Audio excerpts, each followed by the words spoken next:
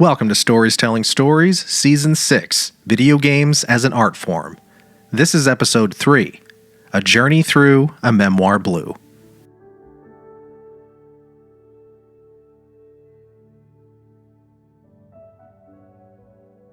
Draw yourself a bath in a large tub. Shut the door. Draw the blinds. Feel the hot, humid air fill the room. Condensation on the mirror's glass obscuring all but an opaque reflection of reality. Raise one leg over the porcelain edge, and another. The water, on the verge of being too hot, burns like pinpricks on your feet. Lower yourself in, gradually.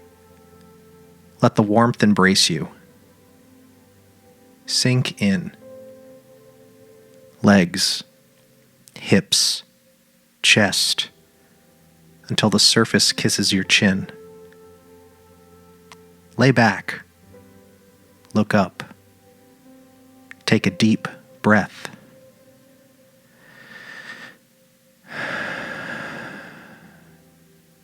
Let this moment last. All the sins of the world melting away like so much ice in a gradually warming sea. Feel the weight of the water against your chest, pressing from every direction, gradual but persistent, and impossible to avoid. Like memories that hound our waking hours and persist into the inky blue of nothing when we drift off to sleep, memories may fade with time, but snapshots remain. Our mind holding on to single frames as the rest of the scene fades as we grow from childhood and defrag the everyday mundane with newer and more relevant images. But these memories remain. Life is a journey, after all, made of endless challenges, trials, tribulations, and triumphs. The images of our earliest memories exist as ideas, devoid of light, sound, and tangible fact, and yet, after decades, we can smell the humid air, taste the metallic bathwater that splashed on our lips, and hear the gentle hum of the city passing by on the other side of the window.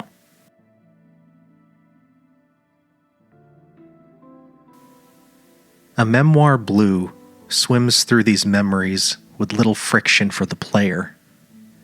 It's a game, but not in the traditional sense. Described by the creator as an interactive poem, there's nothing to win, per se. Instead, the mechanics are designed to enhance the story, which plays out more like a short animated film over the course of about 90 minutes. A Memoir Blue centers around Miriam, a champion swimmer, and her relationship with her mother. Playing with elements of surrealism, impressionism, and magical realism, the game quickly turns an ordinary living room into an underwater journey through Miriam's memories. Water is the element that holds the story together as it drifts somewhere within Miriam's memories and subconscious, floating between reality and fantasy, underwater and above it. 3D animation and a hand-drawn 2D style, all of which serves as the surface that separates Miriam's present from her past.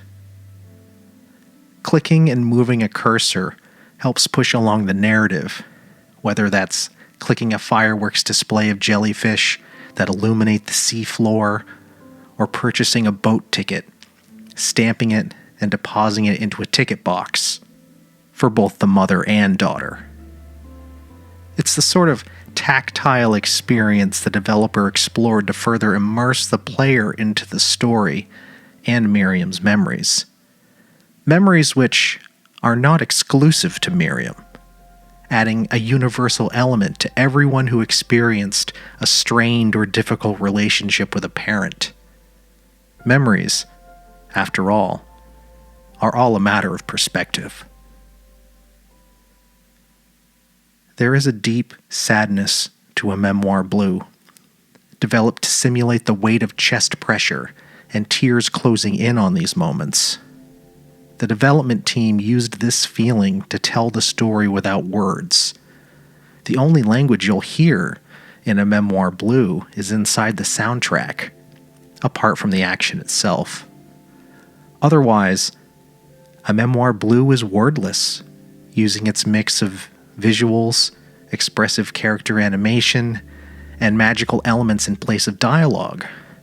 Unlike other popular narrative games dependent on walls of text, or voice artists that may or may not have the experience or talent necessary to honestly convey subtext and emotion.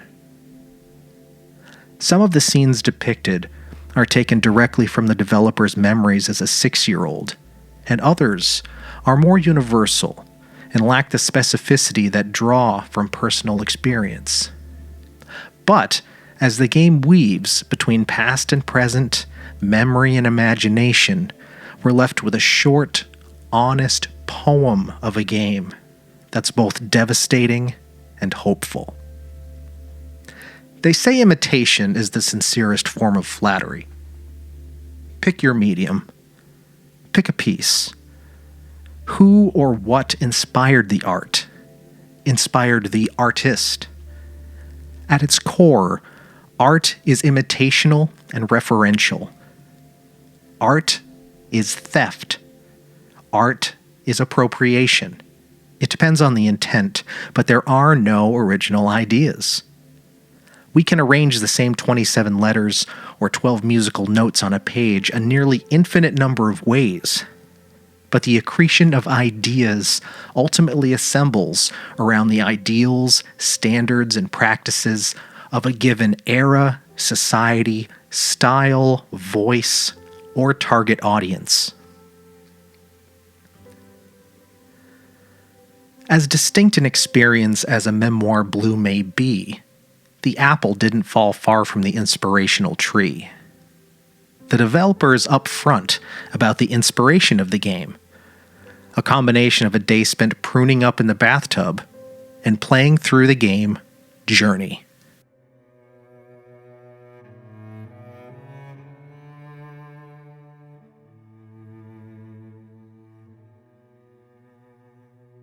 Journey is a wordless story told through gameplay and visual-only cutscenes. The player's character begins near a small sand dune in a vast desert. Walking to the top of the dune, the character can see looming in the far distance a large, mysterious mountain with a glowing crevice that splits its peak. As the character approaches the mountain, they find the remnants of a once thriving civilization eroded by sand over time. Scattered throughout the ruins, at the end of each area are stones where the traveler rests and has visions of meeting a large, white-robed figure in a circular room. Art adorns the walls, describing the rise and fall of the player character's civilization, which also mirrors the player's journey.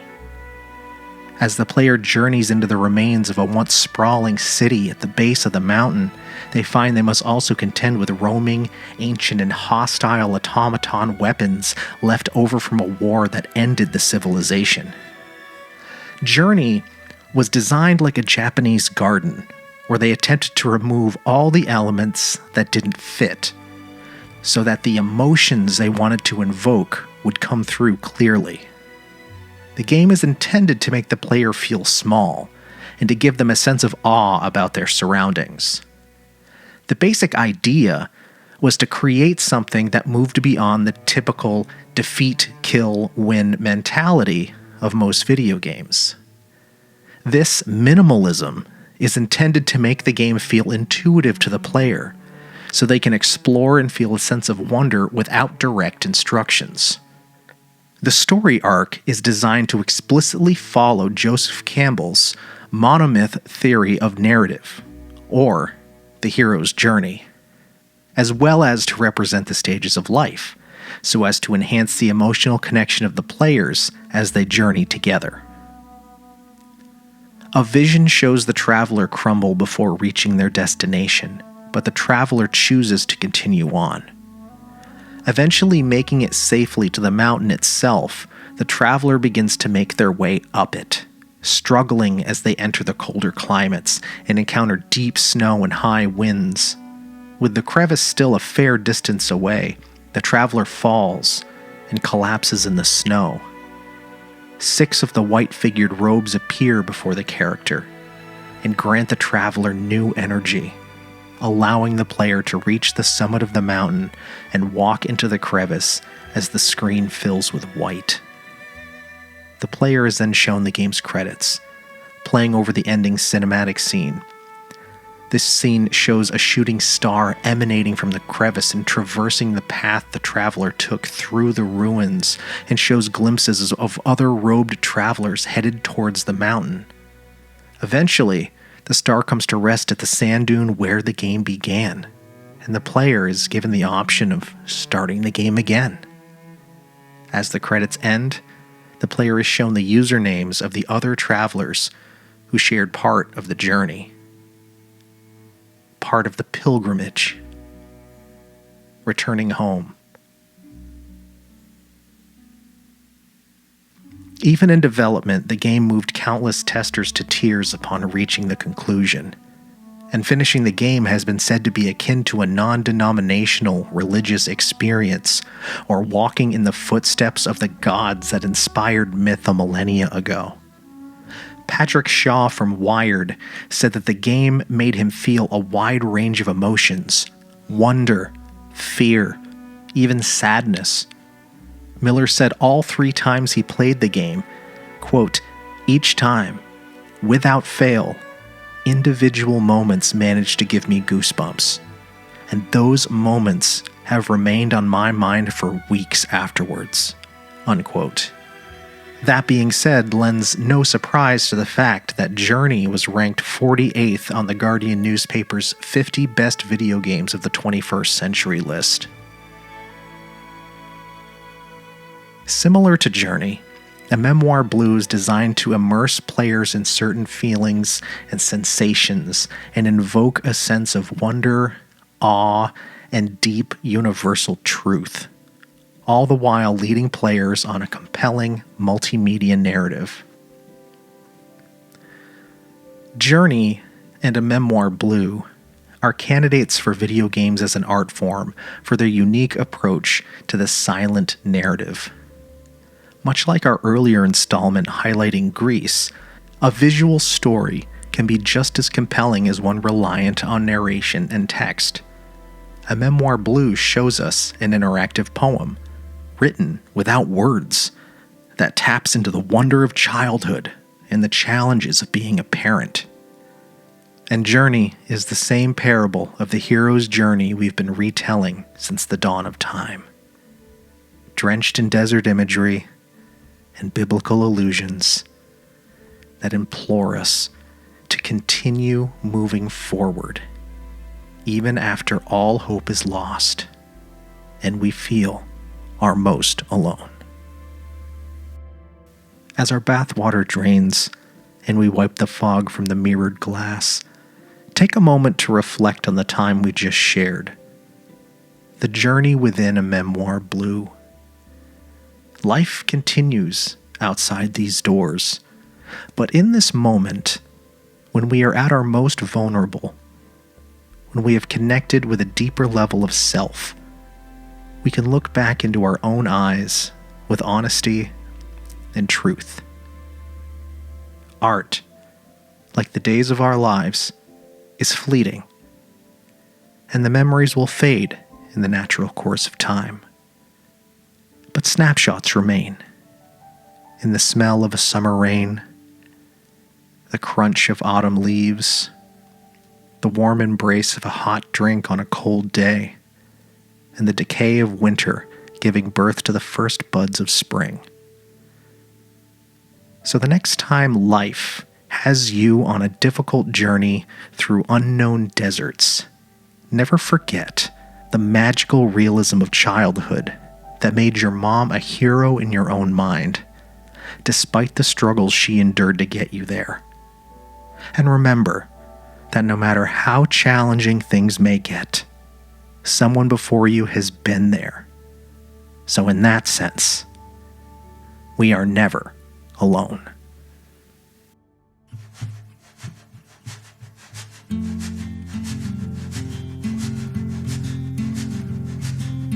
Out on the road alone, sitting here was once us both.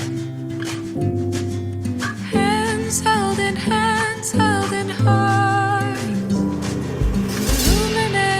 love in the dark. Thank you so much for listening. Hands held in hearts, illuminating love in the dark.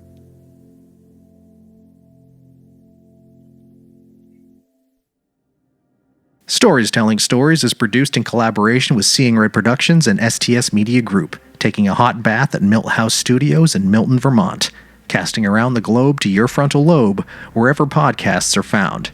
STS is also streaming on YouTube at Stories Telling Stories, and we need your help to reach 500 subscribers, so if you could please click the subscribe button, we would really appreciate it. Make sure to give us a review wherever you stream our show. We really appreciate that.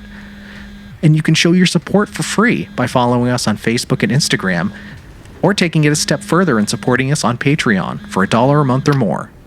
And until next time, Sláinte. Hands